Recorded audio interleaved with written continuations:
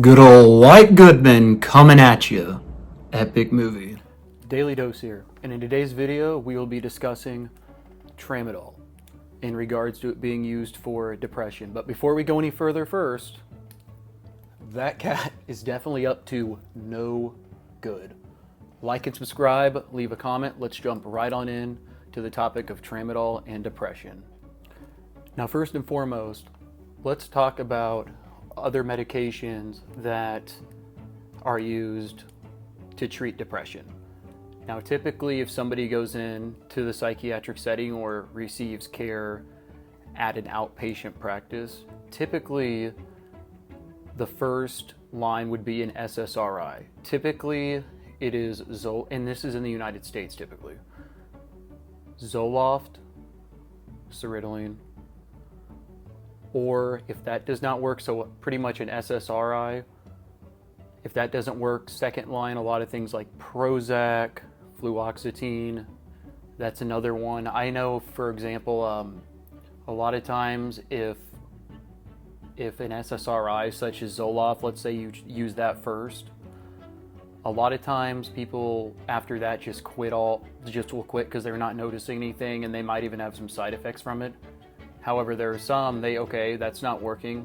They go back to the doctor and then they try like Prozac, which is a little bit, Prozac and Zoloft are both SSRIs, but Prozac is a little bit stronger in regards to its effects. So Zoloft, for a lot of people, unfortunately, it doesn't work. Long term, this is. Initially, sometimes yes, but long term, a lot of times people go, if you notice your Zoloft is not working as effectively, they'll go to Prozac.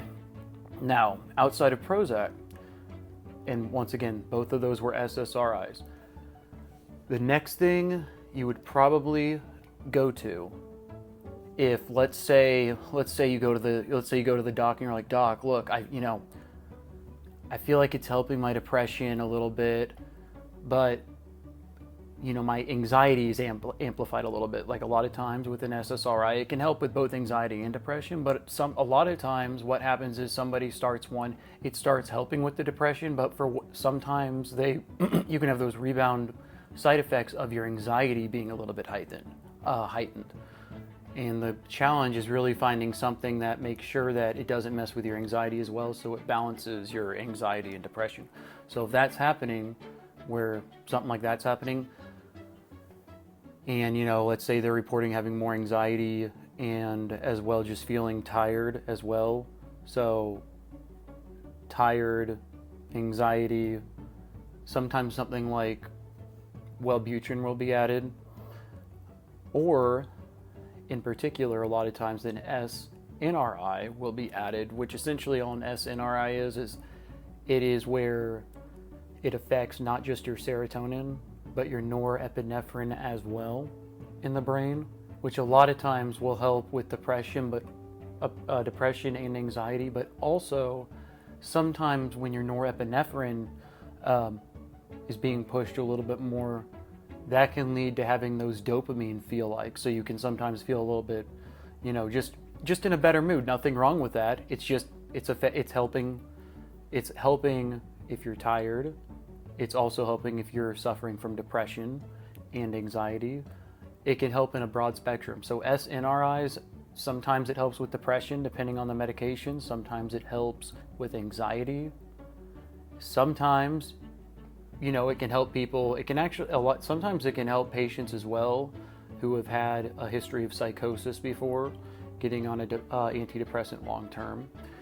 But let's say the SNRI isn't working now, and I know I'm going on a little tangent, but it's just something wanted to go through and just kind of break down for you in regards to Tramadol. That is, now with Tramadol, let's say the SSRI isn't working. Let's say the SNRI isn't working. Let's say you've tried anxiety meds like Xanax, Klonopin, Valium, you name it as well. And also those do have side effects, and typically with time, not all the time, but a lot of times you have to raise that dose a little bit. Let's say none of that works or you don't want to use those. Sometimes they will go, and once again, I have not personally seen this as a treatment for depression, but from what I've been reading and studying, Tramadol sometimes can be used. And I'm going to put a link to my past couple of videos I've done in regards to Tramadol, where I talk about just some studies where it shows how in low dose it's effective and as an off-label use, which I'm getting to with this. So I've never seen it prescribed for depression. However, I have seen it as an off-label medication. There are sometimes patients who, if you're a chronic, let's say for example, you suffer from chronic pain, neuropathy, just chronic pain in general. A lot of times what comes with, if you're in chronic pain, anxiety and depression, it just part of it. Not everyone, but it happens. So they'll try something, Tramadol, because once again, it's not a control 2 or 3, it's a control 4. It can be addictive, but that's kind of, once again, as with everything, anything can be addictive. But what a lot of the studies found is that, in particular when studying with it in regards to depression, a lot of studies have come back, and this isn't me just saying a lot of studies, this was from the past video, like over 94% of the participants in these studies reported having like excellent results with it at a low dose. So with that, it's starting to be prescribed a little bit more as an off-label use medication, which just means it's not being, if it's off-label, it's being prescribed for something other than its intended, or what we're intended use, really. That's pretty much what it is. So that would make sense. And I think there should be people who, if you're suffering in particular with pain, chronic pain, and suffering from depression, why not have something like that that helps not only with your pain, because real quick, remember Tramadol, they don't quite know what it's affecting. They have an idea, so it has an SNRI effect, but once again with that, it affects everyone differently. They can't pinpoint it. It might help more so some with, once again, it's as it being prescribed for pain, obviously, but off-label use, depression. And the dose is typically prescribed at that, if it is prescribed for depression, it would be prescribed anywhere probably from 50 milligrams to 150 to 200 milligrams. That's probably somewhere it'd be around.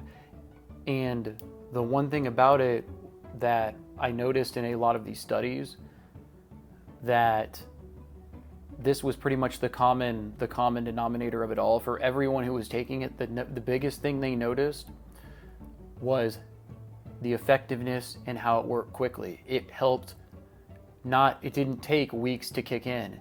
It helped the day of taking it, within 30 minutes of taking it, helping with depression.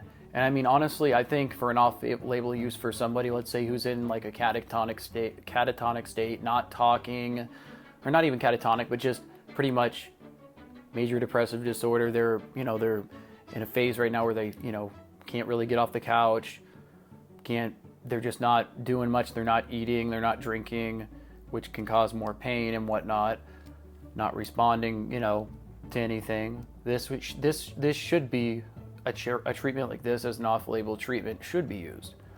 And the reason I do this video, once again, is just because I know there's a lot of people out there suffering with anxiety, depression, you name it, out there, there's something.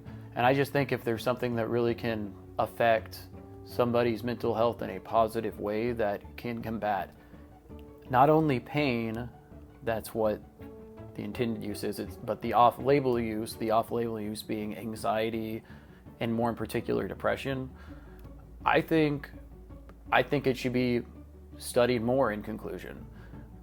And what I mean by studied more, I think it should be an option for off-label and whatnot, but until there's more studies actually saying no, it's specifically for depression. But I still think as an off-label treatment, though, it's something that should potentially be utilized.